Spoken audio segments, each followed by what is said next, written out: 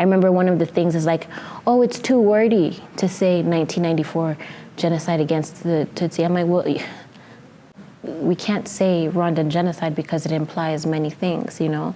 First, it's ambiguous. You don't know who the genocide was against. Second, it tarnishes the name of Rwanda. You know, it keeps us in a certain year, in a certain, we're not allowed to move on if you call it this. And third, it's just simply not true. It was the genocide against the Tutsi.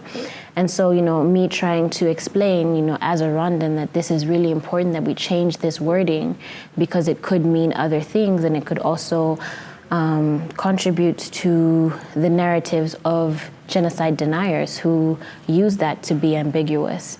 And so I remember, you know, they were like, yeah, we'll fix it, don't worry about it, don't worry, it's fine. And they didn't fix it.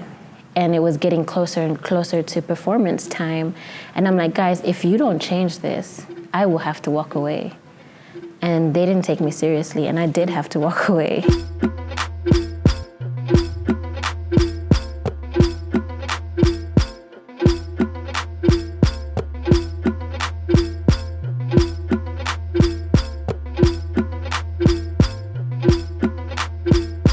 I think there is that like structural line, or like the facts, like I say, that exist, but to be able to have art to interpret the pain, to interpret the sorrow, to interpret all of the different traumas, I think that's really valid, because as much as, you know, this grand thing happened to all of us, and you know, we all have different ways in which we relate to the subject and what happened in our history, I think that there's also different ways, you know, that we process it, that we think about it, you know, having art pieces that are able to highlight these different feelings and something that is other than just facts and documentary type form, I think is really important and can make a lot of people feel seen and feel heard, you know, especially because they haven't been able to process their traumas. And so having art pieces like this is a way, you know, that they can feel seen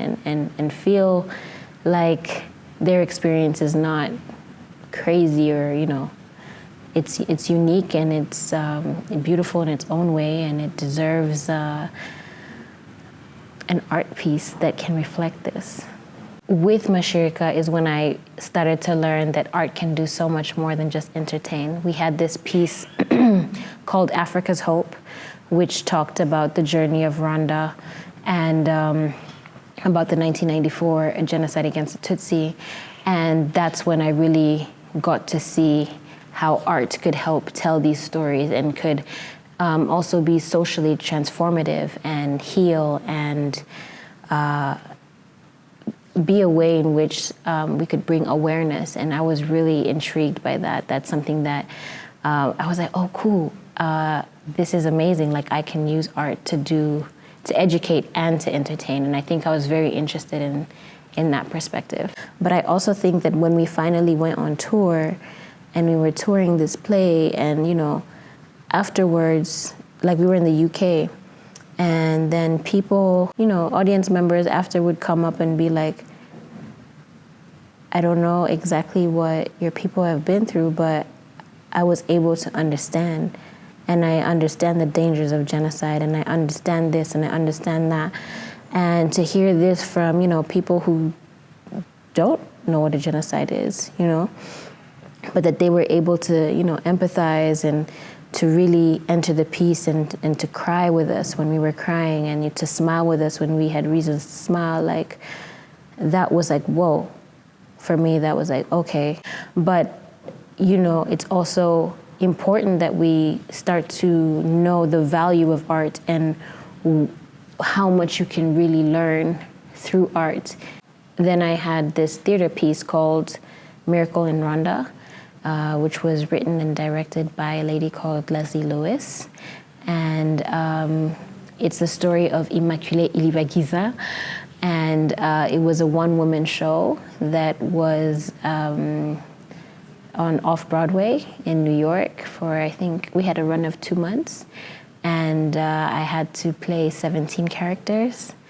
And that was really interesting because that's when I learned like how much range I have as an actor, and like how much I was able to do like with my voice and with my body. And it was in 1 hour show, and we would have 8 shows a week. So it was really intense, but it was amazing to be able to tell that story, you know, as one person and to fit into every character. I had to be a perpetrator, I had to be a bystander, I had to be, you know, immaculée, I had to be a victim at some point. So it was a lot. It was a lot to carry.